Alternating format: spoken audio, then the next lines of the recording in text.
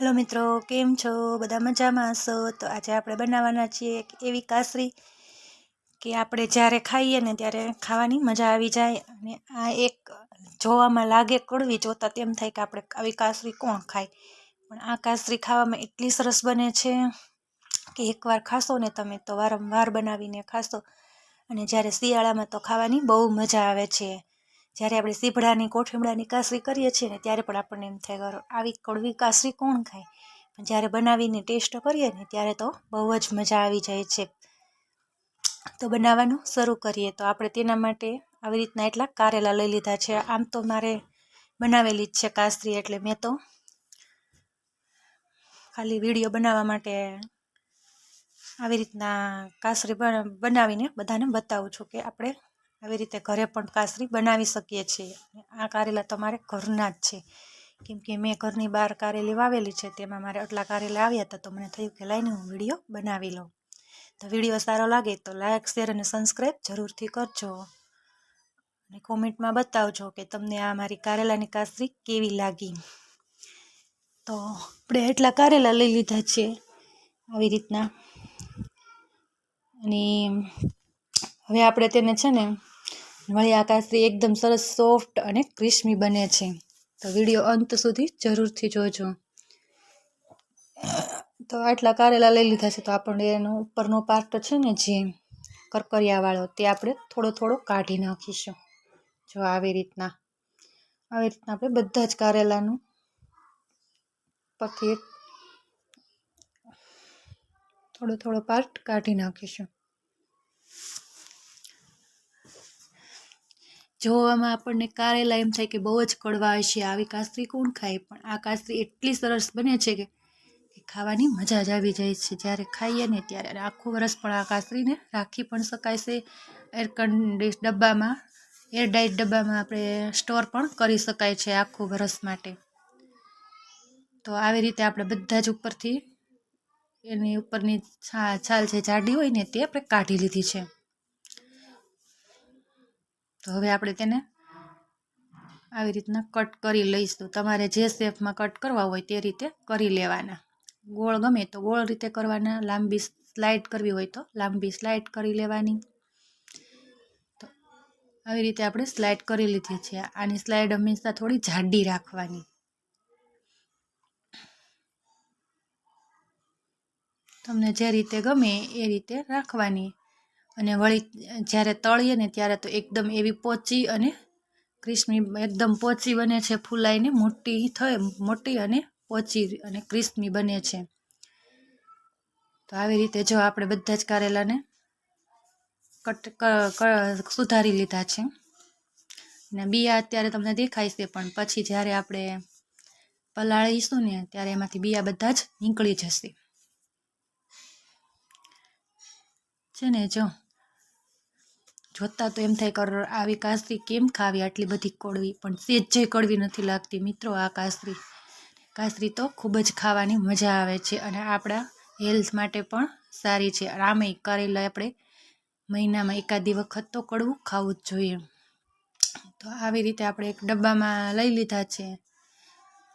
અને આપણે એક એવી વસ્તુ નાખીશું ને એટલે આપણી કાસરી એકદમ સોફ્ટ અને ક્રિસ્પી બનશે જ્યારે તળીશું ને ત્યારે. તો જો આવી રીતના આપણે પહેલાં મીઠું નાખી દીધું છે. મીઠું તમારે જેટલું પ્રમાણે રાખવું હોય એ પ્રમાણે નાખવાનું.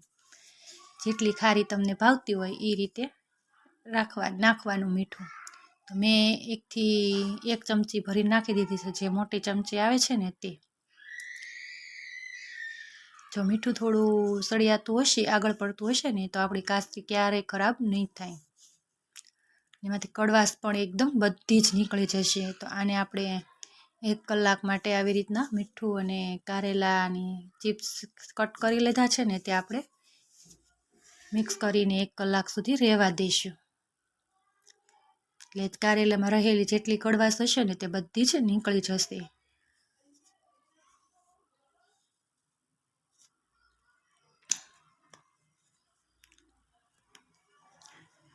આપણી સીભડાની કાસરી પણ આવી રીતે જ બનાવવાની.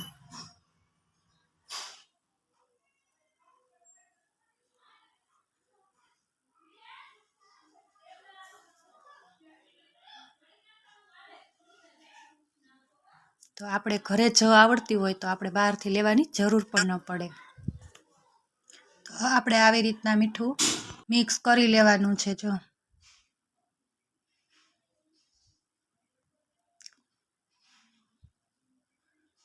1 કલાક સુધી તેને રહેવા દેવાનું, એટલે આપણું બધું જ મીઠું એકદમ મિક્સ થઈ જાય. તો હવે આપણે 1 કલાક થઈ ગઈ છે, તો આપણે તેને હલાવી લઈશું અને એક ચમચીથી મિક્સ કરી દઈશું. અને જ્યારે આ મીઠું આપણે મિક્સ થઈ જાય ને, એટલે તેમાંથી થોડું થોડું પાણી પણ છૂટે છે. એટલે પાણી બધું એકદમ આપણી કડવાશ હોય ને કારેલામાંથી તે બધી જ નીકળી જાય છે. તો હવે આવી રીતના આપણે એક વાટકીમાં છાશ લઈ લેવાની અને આપણી જે આપણે કારેલાની ચિપ્સ સ્લાઇડ કરી લીધી છે તે એમના નાખી દેવાની. અને આપણે મીઠુંનું પાણી થઈ ગયું હોય તો કાઢવાનું નથી અને એમાં એમનેમ રહેવા જ દેવાનું છે. પછી આવી રીતના છાશ નાખી દેવાની અને બધી એકદમ મિક્સ કરી લેવાની. અને છાશ આપણી આ જે કારેલાની ચિપ્સ ડૂબે ને, સ્લાઇડ ડૂબે ને એટલું છાશ નાખી દેવાની. અને છાશ તમારી ખાટી હોય ને તો પણ ચાલે અને મોળી હોય ને તો પણ ચાલે. છાશથી આપણી કાસરી છે ને એકદમ સોફ્ટ બને છે. અને જ્યારે તળીએ ને ત્યારે એકદમ સરસ ફૂલાય છે અને પોચી બને છે અને ક્રિસ્મી પણ બને છે.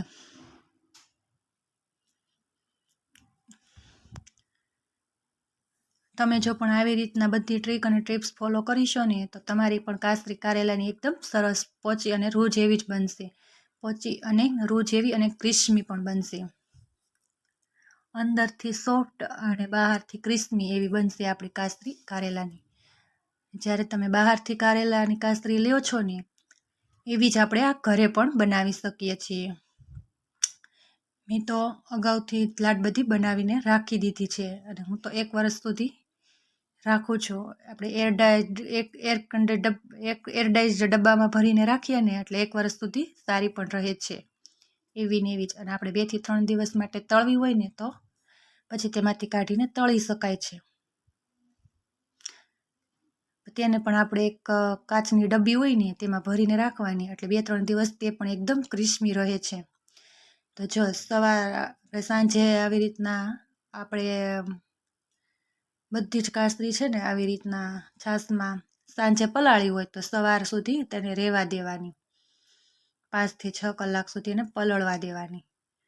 અને જો તમને એવું કડક લાગે કે હજી આપણી કાસરી થોડી કડક છે, તો તેને 1-8 કલાક વધારે પણ રહેવા દેવાની. એટલે આપણું બધી જ છાશ એમાં મિક્સ થઈ જાય અને આપણી કાસરી એકદમ સોફ્ટ બને. તો હવે આપણે સવાર થઈ ગઈ છે, એટલે આપણે આમાંથી છાશમાંથી બધી જ કાસરીને કાઢીને એક ડીશમાં લઈ લીધી છે, એક પ્લેટમાં. આવી રીતના છૂટી છૂટી લઈ લેવાની.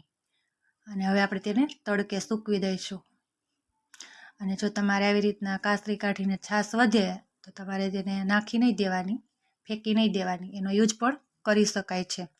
તેને આપણે કોઈ પણ છોડ વાવ્યું હોય આપણા ઘર પાસે તો તેમાં નાખીએ ને તો આ કાસરી એકદમ આ પાણી છાશનું છે ને જે નીકળેલું કાસરીવાળી છાશ, કારેલાની કાસરીવાળી છાશ નીકળેલી છે ને તે આપણે કોઈ પણ છોડમાં નાખી દેવાની. એટલે તેને પણ તે છોડમાં પણ તેને નુકસાન નથી થતું, તેને ફાયદો થાય છે. તો જો આવી રીતના આપણી કાસરી એકદમ સુકાઈને ક્રિસ્પી થઈ ગઈ છે. જો છે ને જોવામાં કેટલી સરસ લાગે છે. સુકાઈ ગઈ છે તો એનો રંગ પણ બદલ્યો નથી, એવું ને એવું જ છે. અને આપણે તેને તડકે સૂકવેલી છે. તો તડકે જો તમારે જે રીતનો તડકો આવતો હોય એ પ્રમાણે થોડી એવી રીતના વાર લાગે છે. તો તમારે વધારે તડકો આવતો હોય તો તમારી કાસરી જલ્દી સુકાઈ જાય છે. અને થોડો થોડો તમારે તડકો આવતો હોય તો કાસરી સુકાતા વાર લાગે છે. પણ જો આપણી કાસરી એકદમ ક્રિસ્મી સુકાઈ જવી જોઈએ, તો જ આપણી કાસરી એકદમ તળાઈને ત્યારે સરસ ફૂલેલી બને છે. જો આપણી કાસરી એકદમ સરસ રીતે સુકાઈને કડક થઈ ગઈ છે. અને આપણે થોડા જ કારેલામાંથી બનાવેલી છે, કેમ કે મારે ઓલરેડી બનાવેલી છે જ.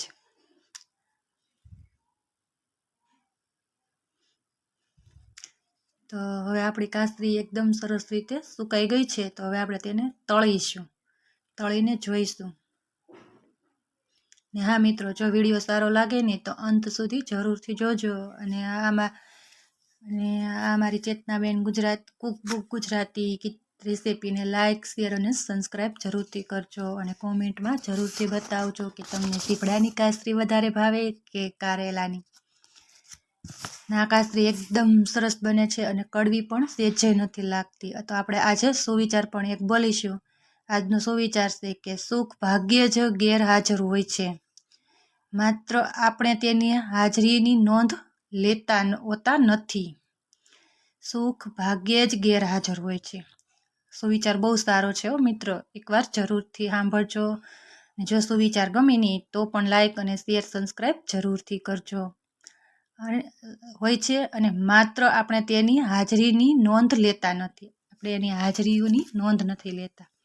નકર સુખ તો આપણી ક્યારેક જ ગેરહાજર હોય, ભાગ્ય જ ગેરહાજર હોય, કોક દીક જ ગેરહાજર હોય, નકર તો હાજર જ હોય.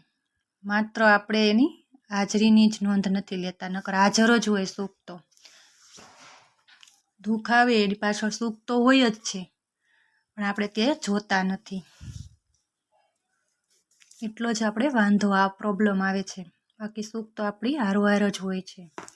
તો જો આપણે કાસરી તળીએ છીએ તો પણ કેટલી સરસ દેખાય છે, કેટલી સરસ. તો પછી ફૂલાઈને પણ એટલી મસ્ત ફૂલાઈને પણ સરસ બની ગઈ છે. જો આપણે સુકાઈ ગઈ હતી તે સાવ પતલી થઈ ગઈ હતી. જો તો અત્યારે તળીએ છીએ તો કેટલી જ ફૂલાઈ ગઈ છે. જો છે ને, અને જેટલી ફૂલાઈ ગઈ છે એટલી જ પોચી, અંદરથી પોચી અને ઉપરથી એકદમ ક્રિસ્મી છે.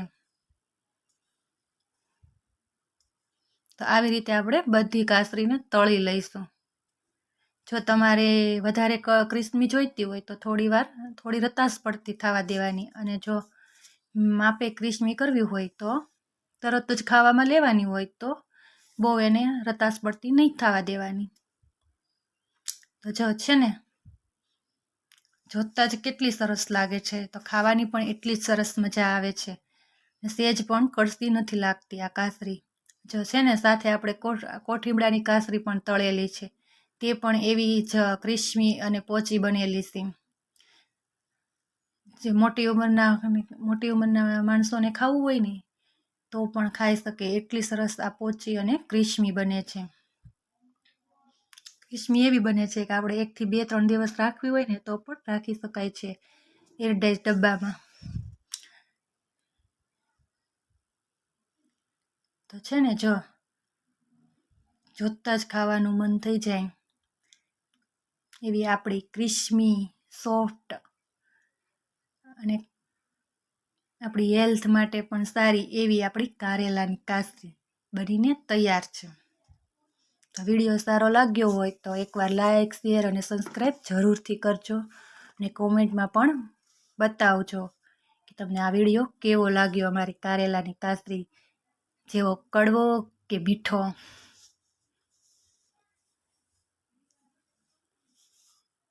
અને જો તમારે આવી રીતના સીભડાની કાસરી બનાવતા શીખવું હોય તો પણ કોમેન્ટમાં જરૂરથી બતાવજો. આપણે તેનો પણ વિડીયો બનાવીશું અને બધાને શીખવાડીશું.